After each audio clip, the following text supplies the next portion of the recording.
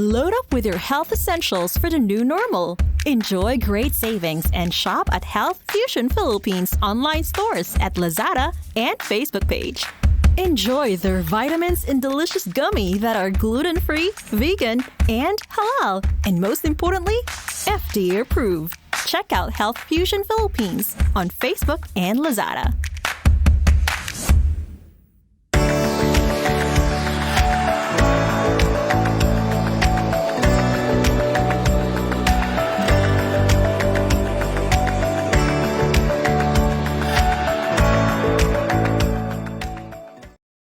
Welcome, everyone, and thank you so much for joining today's conversation. I am super happy that we are going to have this kind of conversation because it's very timely and it's very important. It's about breast cancer.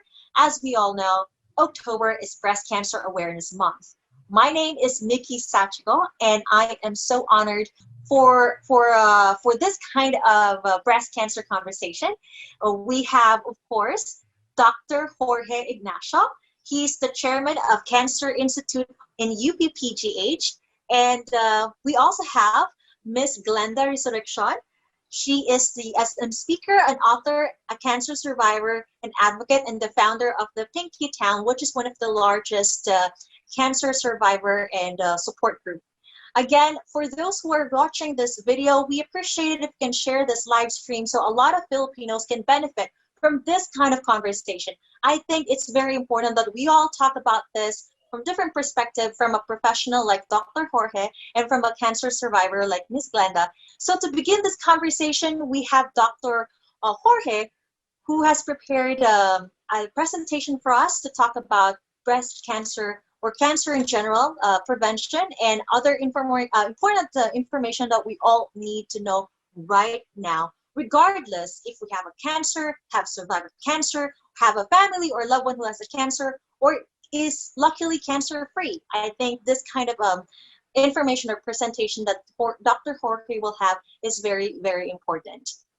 Doctor, thank you so much for joining us today. Thank you, Mikki, for inviting me to be able to share with you. Yes, so the floor is yours, Doctor. Okay. Let me share my slides with you. Okay, so, well, this is me. I'm the chair of the Cancer Institute in Philippine General Hospital, Cancer Institute. So I'll just talk briefly about breast cancer. Alamin, iwasan, at gamutin, breast cancer. So breast cancer is the most common cancer in females. In the US, the risk of having breast cancer for a female in a lifetime is about 13%. That is quite high, and the risk of dying for breast cancer is about 2.6%. The worldwide incidence varies by region, as you would see here: Eastern Africa, 19.3 per 100,000, Western Europe, 89.7 per 100,000. In most developing countries, it's below 40 per 100,000. Cancer is a worldwide problem. It's actually, in the whole world, it's the second leading cause of deaths. And about 9.6 million deaths is reported in 2018. About more than 100 types of cancers are all actually diagnosed. But you see, one out of 3 cancer deaths are actually linked to behavioral and dietary risks. So, in other words, 1 out of 3 is actually preventable in a way. In our country, the 2018 statistics, we have about 141,021 new cases, and most of them are in the female, and the breast is about 17.6% of all those, about 24,798. So this is Indian. This is actually in both sexes, breast cancer. Now we'll talk about breast cancer, what is true and what is not. As you would see, there are a lot of misunderstanding when they talk about breast cancer. The stroma caused breast cancer. I just talked to a breast cancer patient. She said, well, I was hit by this football, and that's why I had a lump in my breast. Oh, I said, I think the the football was actually providential that you were able to touch that one, because it's not the trauma that actually can give you the breast cancer. It's providential that you were able to touch your breast when you were hurt by that football. Push-up bra will not actually result to breast cancer, so that's good news for a lot of young women using push-up bra. It gives you a lot of self-esteem, I know. And coffee is not causing you also breast cancer. Coffee is an antioxidant. It's actually same as soy products and others. But smoking, fatty diet, alcohol may predispose you to breast cancer. So you can avoid all those things. Is a malignant breast tumor painful? At an early stage, cancer is not painful. So do not wait until there's pain. Because when there's pain, it's actually an advanced stage. Does breast augmentation lead to cancer, breast cancer? No, it will not, but it will make it very difficult for us to be able to detect early breast cancer. So what really predisposes a woman to breast cancer? Of course, just by being female predisposes you. Only 1% of the breast cancer will be found in the male population. Of course, the family history ups your chance of having 2.5 to 3.5%. And of course, age, as one ages, cancer goes up too. Well, nulliparity, late age of first pregnancy and late menopause, and of course, I can add the early menarche or the early onset of your menstruation at a very early age, because there was no break in the estrogen exposure of your breast tissue. Now, history of malignancy, of course, you can actually have, if you have one malignancy, you can be predisposed to another one. Now, obesity, that's a big problem, especially in the Western world. Diabetes mellitus actually predisposes one to cancer. Diet, a lot of fatty food, hormone replacement, cigarette, and excessive alcohol.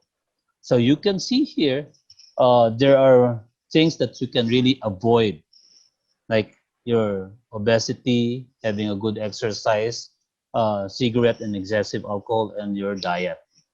Okay, and you prevent yourself from having diabetes mellitus by refraining or trying to avoid a lot of sweets. And these are the types of breast cancer that you can get: ductal carcinoma, mammary carcinoma, comedocarcinoma, keloidal sarcoma, other sarcomas. It's actually linked to from where the kind of cells it came from. Those lobular ones in the lobules, you can get lobular carcinoma. Those in the ducts were actually, lobules are where the milks are coming from, the glands, and the ducts are those who are tubes that goes, the milk goes into, going to the areola and the lobules. So even your fatty tissue in your breast can give you breast cancer, like sarcomas, etc. So how do you diagnose breast cancer? What are the armamentarium your regular doctors have? You have mammography, of course. Mammography is about 85 to 87% sensitive. That one sensitive, it means that if it is there, the test will really be able to get it. Specificity is 90%. That means if it's truly not there, then it's 90% right about saying that one. Now, of course, we have ultrasound, which is less sensitive, about 80.1% sensitive and 88.4% specific. Now, if you combine both mammography and your ultrasonography, then you get a fairly good chance for about 95 to 97% increase in your sensitivity. That is good enough. Now, of course, self-breast exam. Every woman should know how to do a self-breast exam. Okay? So for those who are still menstruating, it's good that if you do it about a week before, 7 days before, and a week before after your menstruation. That is when your breast is kind of like engorged before your menstruation. So you feel it's about lumpy. So you take note of those lumps and then after your menstruation, they're supposed they should go away. They're supposed to go away, those lumpy things. If something persists, that's when a red flag is, gets a warning, see a doctor about it. Okay, so these are the monthly self breast exam position. Of course, you raising your hand, putting your hand uh, under your head, and of course, putting your hands on your waist, just to be able to see if there's something wrong with your breast. These are the ways or the directions of your breast exam. It can be by the wedges, looking at those direction, or it can be perpendicular, up and down, or going in circles. You have to master all one at least direction, and it goes like one finger breadth to the next, and it goes from superficial, middle, and then deep until you feel your bones, your ribs. Okay, so you move on another finger breadth, then you do that. Superficial, middle, until you feel the bone. Okay, you do a biopsy to be able to confirm if you find a node or any lump in there. Either you do a fine needle aspiration biopsy or a core needle. Nowadays, we prefer a core needle because it's a larger bore, it gets more tissue, and gives us more information than just a fine needle aspiration. Usually, a fine needle aspiration also is not so sensitive. Sometimes it gives a false negative thing, gives you tells you that well, there's nothing, there's no malignant cells in there, but actually was not really hit well. So a core needle is more sensitive than a fine needle aspiration biopsy. And we are able to get also the receptor studies like estrogen, progesterone, and HER2. And these are the surgical approaches for breast cancer. And the modified radical mastectomy, when they took out the entire breast and they take out all the lymph nodes in your axilla. So there are also conservative surgery where you can do only a small portion. You can actually do just a lumpectomy or do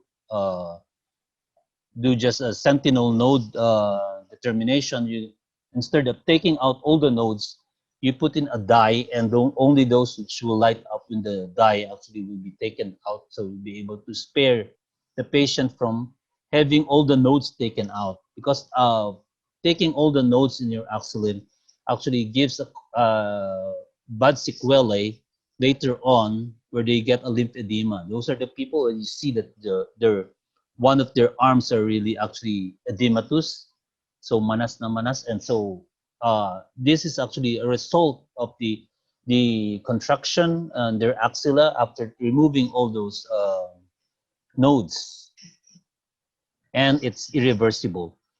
There's no surgery that you'll be able to do to remove that lymphedema. And of course, chemotherapy. Chemotherapy, as you would see, if it's done well, it's not supposed to be painful. Just like this lady who's smiling. Of course, these are the old cytotoxic agents that we use. Doxorubicin, epirubicin, all these things actually gives you a lot of bone marrow suppression, and you lose your hair, things like that, etc. A lot of side effects. So more and more, we're trying to find a way to be able to not use anymore these cytotoxic agents. We hope someday we'll be able to do away with all this with a lot of those side effects. Now, the targeted therapy, as you would see, for when one of your breast cancer tests would turn out to be HER2 positive, these are the ones that will attack directly those. These are the things that biologic or immunotherapy things. It actually will look for those receptors on the cell surface of your tumor cells and take out those cancer cells. The first one was trastuzumab, actually, it's more popularly Herceptin, and the same company came out with pertuzumab. So why would the same company can come up with new drugs going for the HER2? Well, you see, using the first line trastuzumab, does not mean you're perfectly 100% out of the woods. Some like 30%, 20 to 30% will actually develop some resistance to it. So they came up with pertuzumab, and then they came up also with Kadcyla, which is actually another one. And there's also another company who came up with an oral anti-HER2 lapatinib, like HER. So those are the things that are used for HER2 positive. And of course, we still have hormonal treatment for those who have estrogen positive, progesterone positive. Tamoxifen is a blocker. And also we have aromatase inhibitors called anastrozole, letrozole, exemestane. These are the ones which actually will stop the production of your estrogen and progesterone, not just block it like the tamoxifen. And CDK4/6 inhibitors, which actually augments the aromatase inhibitors and other anti-estrogens. Fulvestrant is another agent that works on the receptors, these estrogen and progesterone. So these are hormonal treatments, anti-estrogen ones. And of course, there's radiotherapy. We use them for either those who have lymph nodes as adjuvant, or if there are, of course, metastasis, which goes to the bones or any other areas where we need to really get rid of the nodes, especially in cases of obstruction or ulcerations where it's bleeding. There's cobalt therapy. It's an old one, actually. Is a large port kind of radiation, but most of the time we don't use it anymore because there are a lot of unwanted radiation that you get. So most of the time we use the linear accelerator, where you can have conventional linear accelerator, comparing it with the cobalt, which is a large port. The linear accelerator has just like a ballpoint pen in targeting the tumor or the areas where you of concern that you need to treat. There's intensity modulated radiotherapy, a modification of the linear accelerator, where actually you get more of the intense part in the middle of the area and then going less on the sides to be able to lessen the radiation to a lot of other parts. The image guided radiotherapy is a modification again of the linear accelerator. Is actually real time imaging, which points out your target very well. So all these things are the ones that we use for radiotherapy. So in other words, we can treat breast cancer. We catch it early, you're cured of your breast cancer. So we'll always look for that one. Catch it early so you'll have a curative intent for your treatment. So we complement this with your diet, of course, as I said, you refrain from red meat. I always tell this to patients when they always ask me, what are the things that we have to avoid? I tell them, actually, these are the things that any other person, even without cancer, should avoid, so they will not be able to get any cancer. So what are the things? Avoid from eating red meat, fatty food, preserved food, canned food, processed food, and avoid eating this grilled food, because all the grilled food, when you get it, when organic things, when it gets burned, it results to benzopyrenes, which is a very toxic. Okay, it's very carcinogenic. So take a lot of vitamins, especially vitamin A, C, E, and D. These are actually antioxidants. It helps you. Again, you can, of course, you can take phytochemicals, antioxidants actually for yourself. So a lot of EPAs, things like that. That will help you a lot in your fight for cancer, against cancer.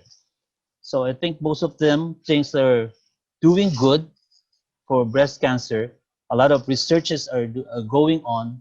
We're trying to reach a point where breast cancer will be not a dreaded thing for female.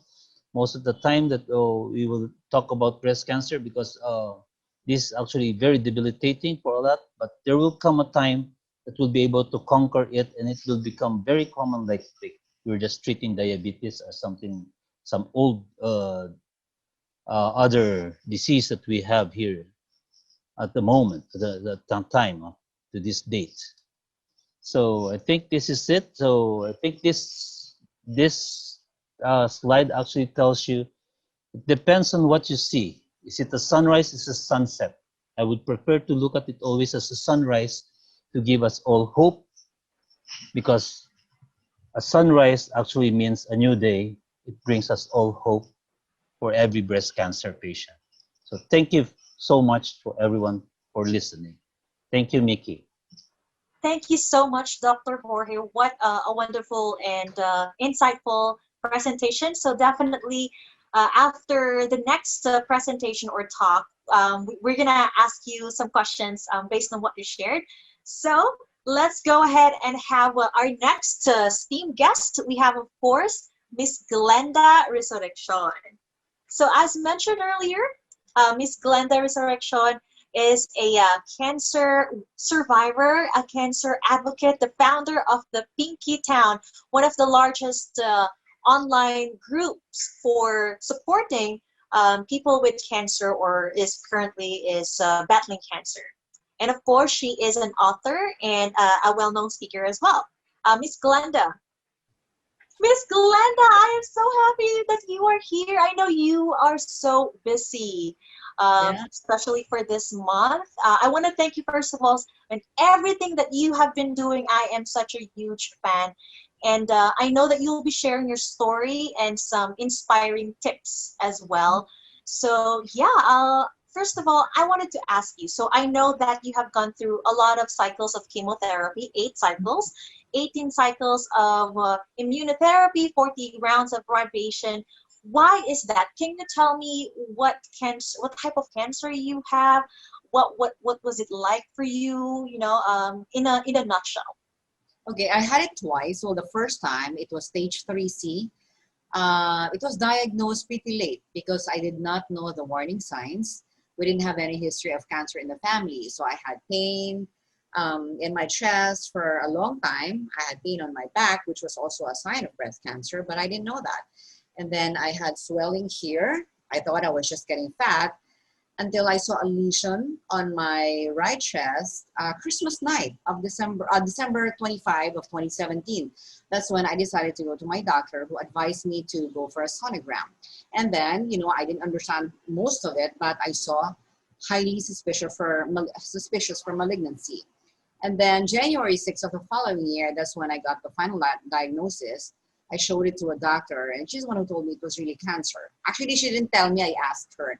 She just told me, oh, you have a lot of red flags and all that. So I had a surgery. It was really bad. It's a difficult time. You know, fast forward, a month later, February 6th, I had a surgery, and the histopath revealed that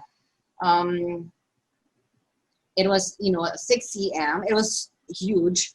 And actually, the sonogram pa lang, they knew that it was 6 cm. But the histopath told us that of the 14 cells, 14 lymph nodes that they were able to extract, 12 tested positive for malignancy. I'm not sure if it was 16 or 14, but so only 2 were okay, but the rest of it cancerous. So we also found out that it was HER2 positive. So I was ER positive, PR positive. They call it, I know it, triple positive. So HER2 new positive. That means I had to go, you know, get that that expensive drug that Dr. Jorge told us about, trastuzumab, which is what, 86,000 per cycle. So yeah, I had to get 18 of those. Okay, buti na lang, good thing there was generic. We opted to get that, and it was okay. What else? It was because it was stage 3C. I also had to get 30 rounds of radiation. That's for the first cancer. So after going through treatment for 18 months, unfortunately, less than 3 months later, less than 3 months after chemo graduation, I felt another lump on the same side, right here near the axilla area. And when it was tested, there was, you know, carcinoma cells present. So I had to go for PET scan, which was in another hospital, 70,000. Good thing in one hospital there was only 55,000. It really, you know, you really need a lot of funds if you want to survive cancer. So we had to check if the cancer cells had spread to other organs. Fortunately, thank God for that, it did not. So it was just a small presence right in my axilla. I had to go through surgery again. It lasted for 15 minutes, and then, I was able to walk home after that. And then I had to get another 10 rounds of radiation targeted. So I'm now on aromatase inhibitors, which is supposed to control the development or the production of estrogen in the body, because cancer cells feed on that. So that's my case. So I had to go through treatment for 2 years. And you know what? That really sounds so difficult. And it sounds like it's not just financially draining, but emotionally, mentally, physically draining. How have you been, remaining strong amidst this journey that you have, Miss Glenda? Well, it was different during chemo because it brings its own, aside from the pain and the discomfort and, the losing of hair, it brings its own kind of sadness. It's hard to explain, but a lot of, cancer patients would understand. It brings its own kind of sadness. And how did I remain strong? I did not. I was weak many times. I think a significant amount of time, for a significant amount of time during chemo, I was really weak, not only physically, but even emotionally. And my secret to remaining strong, remaining in the battle, is admitting when you are weak. I would post on Facebook. I had my prayer teams on Facebook. Some have been, had been present even before cancer because I had my sexual abuse advocacy. But the rest of it, we gathered together some friends from different, like one from my school, one from, the collection of friends that I've met in my 44 years of existence. So these were the praying friends, and we sent messages to them. The latest news about my treatment, they were the ones who will, first receive information, and they will pray about it because it was really difficult. It's something that you cannot survive alone. You have to involve a lot of people. And many times I posted on Facebook when I was in pain. I'd really post that. And it was really an eye-opening experience, not only for me, but even for people who had relatives who had cancer in the past. Because one lady told me that, Ate Glenda, when my mom had ovarian cancer before and she would complain about the pain, we would think that she was just exaggerating or overreacting. But now we understand because you're talking about it. And they know that I'm not really the damsel in distress type of person. But, I'm really tough. But there's nothing that could prepare you for cancer. So like if they know that you're tough and you're still complaining about the pain, they know that it's really, some serious kind of pain. And like what I always say, no amount of academic excellence or emotional strength or physical maturity could ever prepare you for a cancer diagnosis and the treatment that comes after and the life in between. So it's really a survival of the fittest because you have to study your body. You have to know, of course, you have to follow the dietary plan that your doctor will give you. It depends on what your body needs for that time. But you also have to understand how your body will respond to cancer. Because different women have different responses to cancer or to chemo. Some women, the day after, they'd be asleep the whole day. I'd be awake. Like on my 8th cycle, I was still in the movie house watching 2 movies the day after chemo. Sometimes the night after or the following day, and then that evening after chemo, I'd be at a party. I was like that. But on the 3rd day, everything will start to go south. Okay. On the 5th day, I would be so down until the 10th day, and then I'd be up again. Okay. So my mom would be at the mall. My mom and I would be at the mall. But I heard about this lady on the 3rd day. She'd go jet skiing. And then another lady, she was weak on the 2nd day and the 1st day, but on the 3rd day, she'd, be out. Different people would have different reactions to chemo. So I had to study my body and adjust my life accordingly. It was really painful. All the bad press about chemo, the pain. Somebody asked me, how painful is it, sis? I told them, if you get the chest, because I got the chest pain, I didn't have diarrhea ever. I didn't have vomiting ever, but I had a lot of physical pain. I had the chest pain, the back pain, and sometimes the chest pain would pierce through the back. And then I had the bone pain. So of all of those things, all of those pains would happen simultaneously. And this is how painful it is. Okay. If all of those pain would happen simultaneously and you are out on the street walking and you see your worst enemy, you know what you would do? You would run to that person and magsusumbong ka, you tell him, oh, ang sakit, I'm in so much pain. You would hug that person and expect that he would hug you back. That's how painful. In Tagalog, durog ka talaga. So, you would survive only with the grace of God. Of course, you have to go to your doctor and follow the doctor's advice. Make sure you have enough money for that. So make pila in PCSO, make pila in DSWD, and, watch out for be on the lookout for other politicians who are into helping people on treatment for cancer and other diseases, other chronic illnesses. You had to do all those things, and I experienced all that. So my life was really colorful, but I was really determined to survive, because that's one of the first things that I decided on the night I was diagnosed, to decide whether to give up or to survive. And we decided to survive. I decided to survive, and I really told God when I prayed, Lord, ayoko pa mamatay. I don't want to die yet. I still have my sexual abuse advocacies, and I asked Him, God, were you so happy with the way we handled our All Butterfly Sexual Abuse Awareness campaign that you wanted me to take on cancer as my next advocacy? Why do I have to go through that? I mean, I can do research.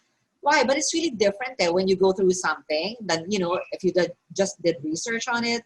It's really different. And that afternoon, I was praying. It's like God was telling me, God, Glenda, you're on a new mission, and that scar across your chest is the badge that qualifies you for it. So even before, that was 2 days before surgery, even before surgery, I knew I was marcado already. I knew I was going to get well, but I had to go through pain. Every bit of pain that, a cancer patient could feel, I felt it all. That the medicines that Dr. Jorge mentioned, I had those. every category, every list, I had that. It's like a party, the buffet table. I had a little bit of everything that they served. So, interesting. It's amazing that you are keeping up with that strong mindset that you just shared right there. And at the same time, you're doing advocacy for cancer. And not only that, you have so many other advocacy. You also share some information through your ebook and another upcoming book as well, which I'm super excited about. Tell me about, before we talk about that, I wanted to ask you, with all the things that you've gone through, I'm sure you've picked up so many lessons along the way. What are your major tips for people who are, let's say, they just recently found out that they have cancer, regardless of the type of cancer? Okay, if you recently found out you just got diagnosed, please prioritize yourself. Ikaw muna ngayon ang bida. Because, in the Philippines, we women, we are multitaskers, we have a lot of responsibilities, we wear many hats, we take care of so many people that sometimes we forget to take care of ourselves. So please focus on yourself, focus on getting well. Make sure you involve a lot of people. You have to have your own support system, not only to pray for you, but to help you survive, like for life to be able to continue, especially if you have children who need to go to school or, do online schooling, prepare their food. You have to have friends who will talk to your husband for encouragement. You just have to involve a lot of people, because it's not a one-man show. It's you need an entire production to be able to get through this, okay? And then you have to be very systematic, because you need money. You have to ask around and do research and ask people where they got financial assistance, if it's PCSO or DSWD. In fact, I have a video on that. It's a free video. Watch it on YouTube. Ano ang gagawin kung ma-diagnose na may cancer at walang pera? There are 10 tips there. And I watched it recently. It's very relevant, even during the pandemic. Try. It's not going to fix your entire problem, but, just try. And then keep on praying. I mean, we do all these things, the treatment, but we always have to be aware that only God can heal us. God is our healer. It's not all these drugs. Because I know people who didn't go through chemotherapy, yet they survived. 30 years surviving, 18 years surviving. Even during the pandemic, they're still very productive, and they're not young. These are senior citizens. Just keep on praying, and then keep on dreaming. Make sure that there's still art in your life. I was conceptualizing films when I was on treatment, when I was on chemo. I wrote the books when I was on chemo, and then Make sure you still get to have fun if, you know, you are very scared to go out, which is okay because we are in a crisis situation right now. It's an international health crisis. Just go somewhere where you can get some sun, a little bit of sun. If it's safe, just, you know, do your breathing. Just do everything you can to stay sane, because if your spirit is alive, then there's the drive to get well. But when your spirit dies, nako, it's a downward spiral from there. Make sure that you pray all the time and you ask God, Lord, kamusta tayo? Because only God can really understand you at this point. Only God knows the extent of your pain. So, you know, just pray, seek Him. I love that. And Miss Glenda, you mentioned earlier about listening to your body. No, can you briefly share about I know Dr. Jorge touched about this. In your, I know you have prepared a bit of like how you do the BSE or breast self-exam, which is super, super important to every single one out there that they do this every month, right? Yes. Yeah, So can you briefly just to demonstrate how it's done? Okay, let's mention first, it's a good thing that Dr. Jorge mentioned that 40% of women discover their breast abnormalities themselves. And in young women, 80%, you know, they're the ones who discover the breast abnormalities themselves. So it's really important for us to know how to do the checking. And I didn't really know how, you know, I didn't care, you know, I wasn't arrogant, but I was too confident because we didn't have any history of cancer in the family. Oh, that's only 10%. Genetics is only 10%. A lot of people still get cancer even if there's no one in the family who had cancer, and they don't have any risk factors. In fact, I didn't have any risk factors except for one. I did not get pregnant at the age of 35. And I was telling my nephew, had I known that that would be the reason, you know, for that cancer to develop, I should have gotten myself pregnant when I was 18. It's a joke. Don't do that, okay? So I'm going to teach you. You have to understand. You have to know how to do this. Dr. Jorge, I like the pictures that he showed, different, you know, different directions.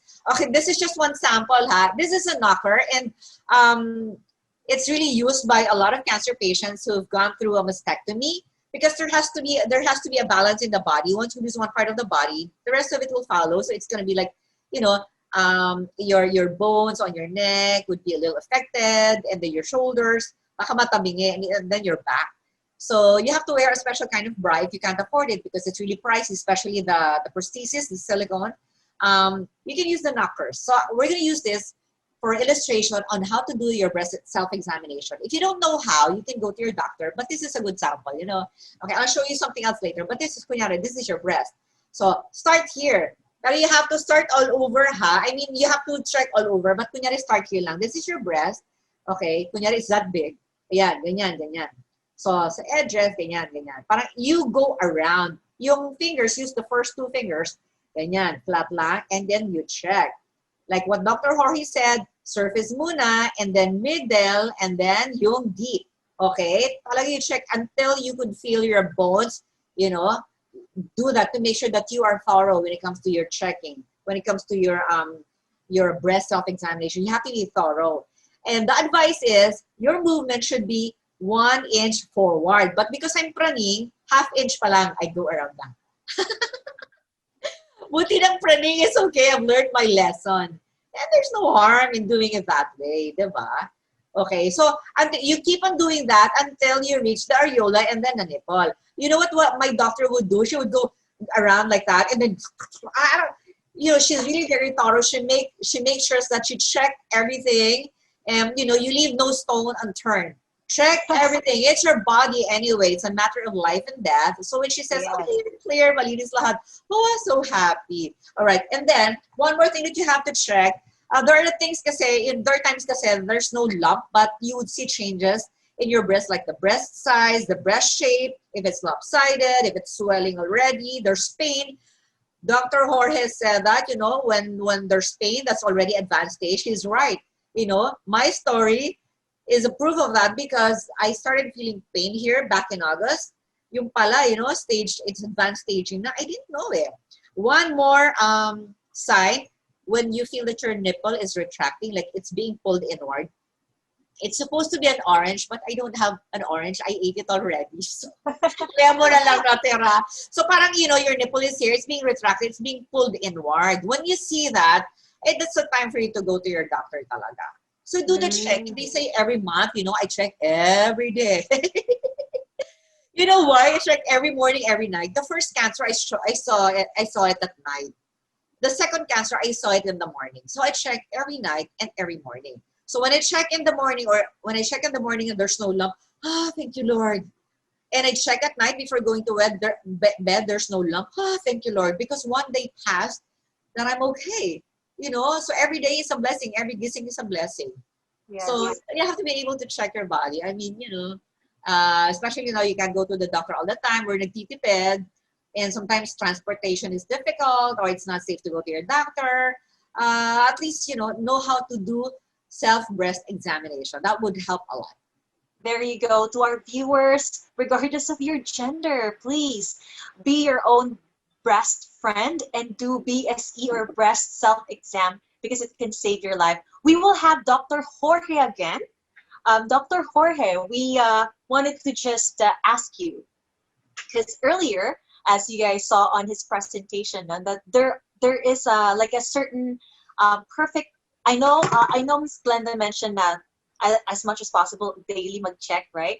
But Dr. Jorge also said something about, was it 7 days before the day one of your period? Yeah. Yes, that's the time when your breast is actually engorged because of the exposure to the estrogen. Then it actually subsides when your progesterone takes over the height of your hormone. So that's when your menstruation comes in. So when it's lumpy, it exaggerates if there's a node in there, it exaggerates it. So it's easier to to feel it.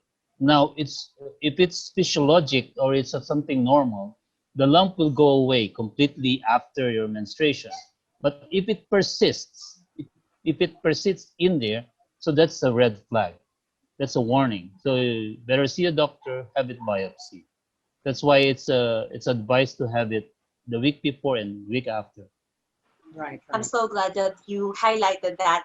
And also, I love the way you ended your presentation about hope. I know, Doc, that you are not just, a doctor and the chairman of a cancer institute in UP PGH, but you are very passionate about when it comes to having, this open discussion about improving the cancer condition here in the Philippines. Miss Glenda, I wanted to ask you right off the bat about what it has been like for you and your group during this pandemic. Well, it's pretty challenging, especially during the lockdown, the serious lockdown. We couldn't go to the hospital. Some cancer centers had to close because the other staff had to help out and cater to COVID patients. And then transportation was challenging. I had cancer patients who were living in the provinces. Some of them were able to seek help from the barangay. Some of them got help from other barangays, like I got help from my own barangay. And, a couple of times I went to the hospital using an ambulance to get my aromatase inhibitors. But we had sad situations because some of them got laid off from jobs, like, relatives who, like, for example, husband who lost his job, or cancer survivor on treatment still who lost her job, so she was not able to continue her treatment.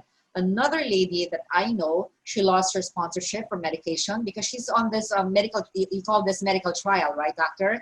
I think she was sponsored. She was supposed to be okay, but because she was delayed for about 2 to 3 months because of the lockdown, the sponsor decided to cancel everything because they say that the effectivity of the medicine will not be as good anymore. So it would be hard. It would be hard to measure if it really worked on her. So she lost everything, and that's the last I heard of her. I mean, that's the last I heard from her, because I think they were trying to get sponsors from other places, other sources, but I don't know what happened to her. But a lot of patients, and I heard also that so many patients, cancer patients, have either had their cancers recur or progressed or have died because of the pandemic, because of the delays in treatment. It was really very sad, challenging for all of us. That's definitely Some of them now are able to go to the hospital. There's transportation, so tuloy na yung gamutan. It's good that things are starting to reopen, because if not, like it sounds like it will get even worse. So I wanted to ask the perspective of Dr. Jorge about this. Like for the past few months, how was it like for you when attending to your patients, and tell us, what was your experience like? Yeah, it is really challenging to be able to deliver service despite this pandemic. The thing is that in Philippine General Hospital, you know that we were the apex on the COVID thing, so we were taking in a lot of patients, and we used up to the wards. But the Cancer Institute is a separate building in the Philippine General Hospital. My mandate from the director is to keep it going despite the pandemic. So what we did was to really institute a lot of measures to be able to screen out all the patients. So in the thing is like we closed ourselves from the rest of the hospital, and then we luckily we have our own gate through the to the side where the Supreme Court is. So we use that gate for entrance and exit of all our patients, and we tried the very best that they do not have to get out of the hospital. So we have to provide uh, places where they can buy their food, and even when they're inpatients, we included even the caregivers in the diet of the when you prepare the diet. So they're included in the diet meal of so they don't have to buy from outside. And so right now we also ask the other laboratories, the X-rays, the CT scans, the ultrasounds to be done also all inside the Cancer Institute. So no patients will need to wander through the hospitals and be exposed to COVID for that matter. So we put in a lot of safety guidelines, the swabbing, the triaging, things like that, to be able to deliver the service. It's quite tedious because every now and then when there's something new, some new informations come out with the COVID thing, we have to really change our strategy. But yes, as Glenda said, it's a challenge for patients to be able to get to the hospital also. So what we were asking is actually do some of our patients to be able to get some rides from shuttles. And right now we are activating our alumni in the north and the south of Manila to be able to take in our charity patients as well. So they don't have to travel all the way to PGH. So that's another thing that we are working on right now. And they are very willing actually to take in charity patients. And so our volunteer alumni will be able to see charity patients in the provinces, way up north and down south. And So Dr. this, Jorge, it's so good that you guys are continuously doing that despite this pandemic. And I'm just wondering, so we just watched this another initiative to help more cancer patients, like any other ideas, because I know you have been technically basically or been part of like open talks about this NICA law, if I'm not mistaken, right? Like you were invited. What is your insight about this NICA law? we're hoping it will be implemented soon. So I think the more tangible thing is to get the benefit for all the patients where they can get, as Glenda said, it's been a challenge actually for a lot of patients where to look for funding, especially for very expensive drugs. The problem is those expensive drugs, the newer drugs, are not part of what we call the National Drug Formulary. The National Drug Formulary is what patients, the hospitals are allowed to purchase. These are all the drugs that we are limited with those what we call the National Drug Formulary. And so that National Drug Formulary actually includes most of the things that I mentioned on the first slide of the chemotherapy. Yes, they're all included, but the targeted ones, all about the HER2, they're not yet in there. So they're the more expensive ones that needed to be needed help in being able to procure them. So I think when you talk about a cancer fund, then we'll be able to at least be able to use that cancer fund that we can get to be able to support all those things that we are talking about being able to get the proper screening, the proper treatment, things like that. So a lot of blessings actually are not felt by a lot of people. They're actually given to them. They're actually in and day out. They actually experience a lot of blessings, but they don't really thank God for a lot of those things. So I hope a lot of parents, like Glenda would say, don't appreciate it. You have beautiful breasts. You're okay. You still have your breast, huh? But every day they just don't mind it. You breathe normally, but lung cancer patients would have to do it with a lot of effort just to breathe. Yes, When the exactly. breath becomes your life, it it is actually something else to behold. You are breathing, but you don't not even conscious about it. Your heart is beating, and you're not even thankful about it.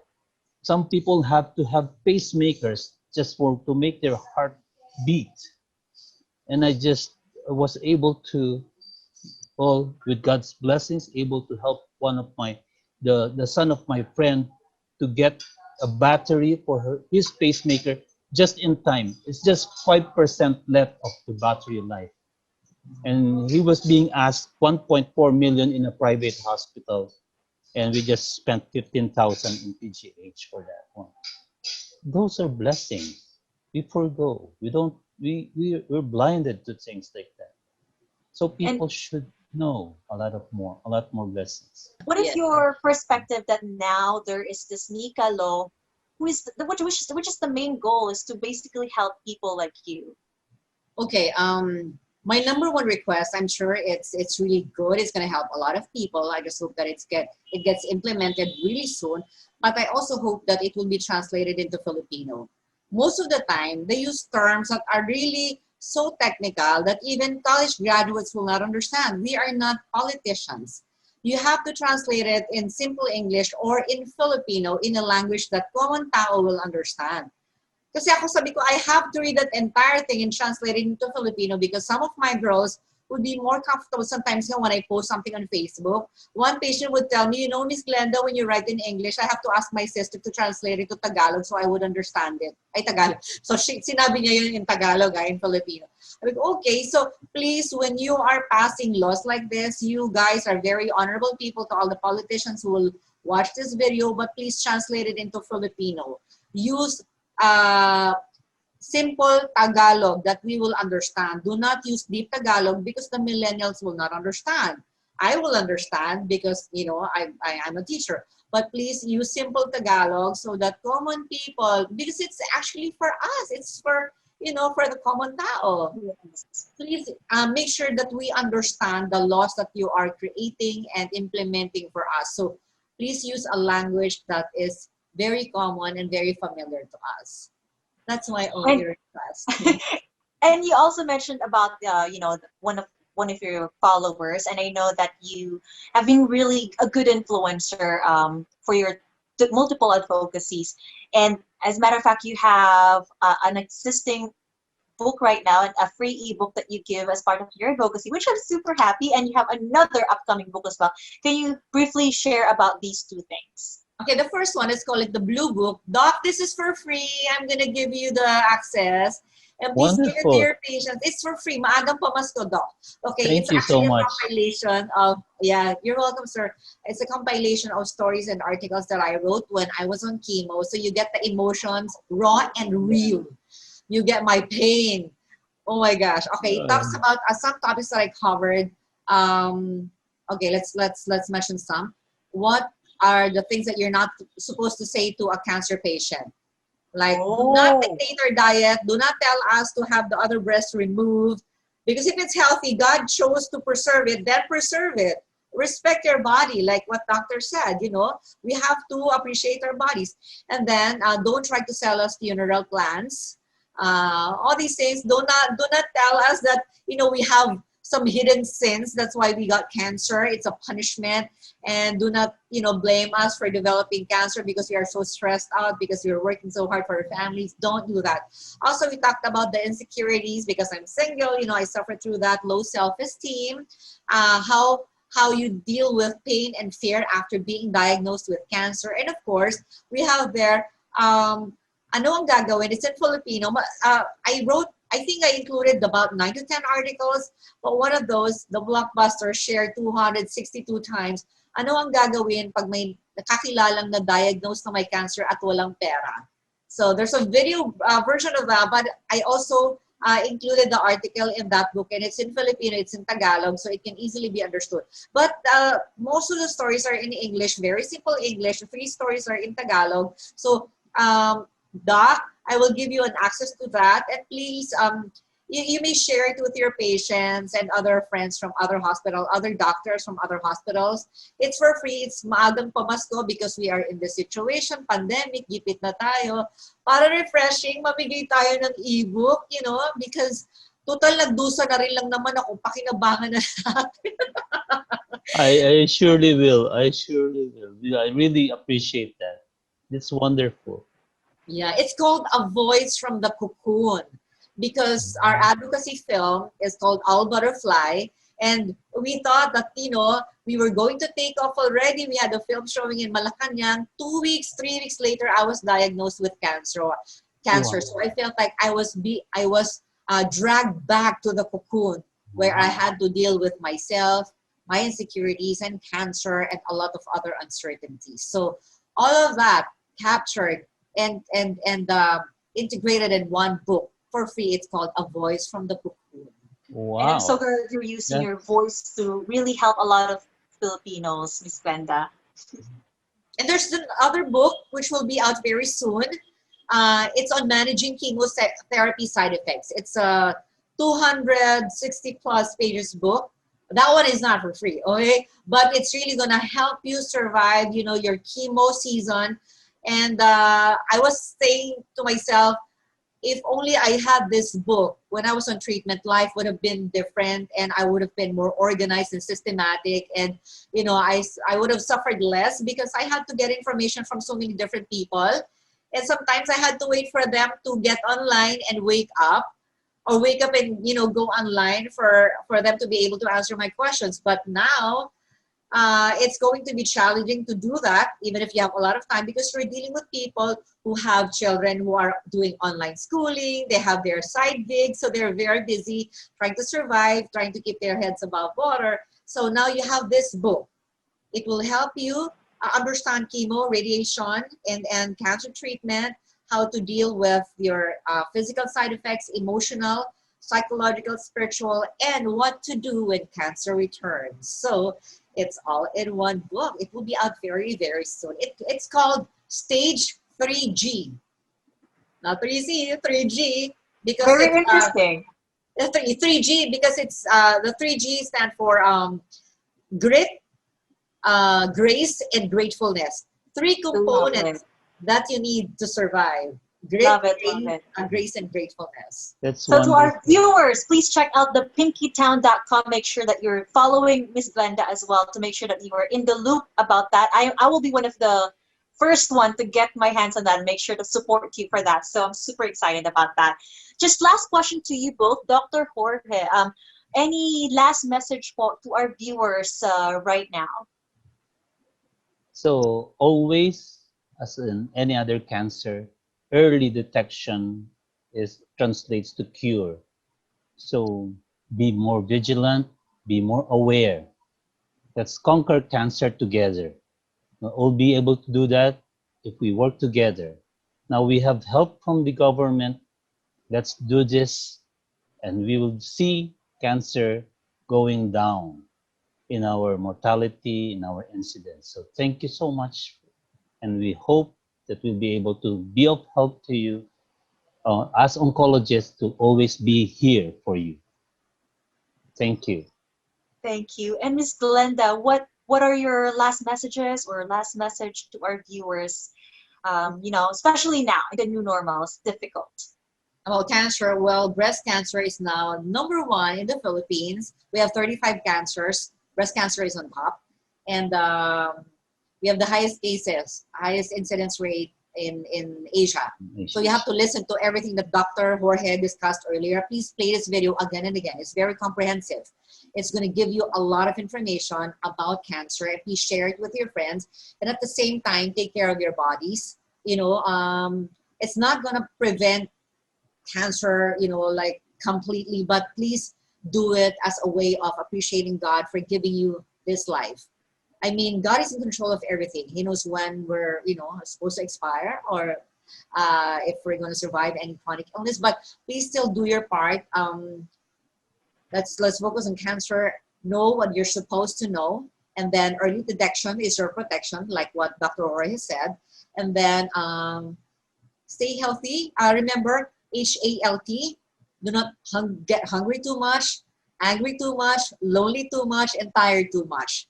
Because all of those things will contribute to, your well-being. And please laugh as often as you can, because it's still one of the top reasons why a lot of people live like until they're 100. Live life with other people, make friends with other people, and laugh as much as you can, because it's really very good for the heart, and for the health. That's all I can love those messages that you, Dr. Jorge, and you, Miss Glenda, just gave to our viewers. Please make sure that you have taken mental notes on those. I think those are powerful messages. Always remember, wellness is possible. Please live your best life, live your best life, and listen to your body. Always do your BSE regardless of your gender. And of course, thank you, Dr. Jorge Ignacio. Thank you to UPPGH, the Cancer Institute. Thank you, Ms. Glenda Resurreccion. Thank you to your Pinky Town Advocacy and other advocacies. Again, guys, thank you so much for watching this video. Take care, stay safe, and always remember to wear your mask and practice social distancing. Bye!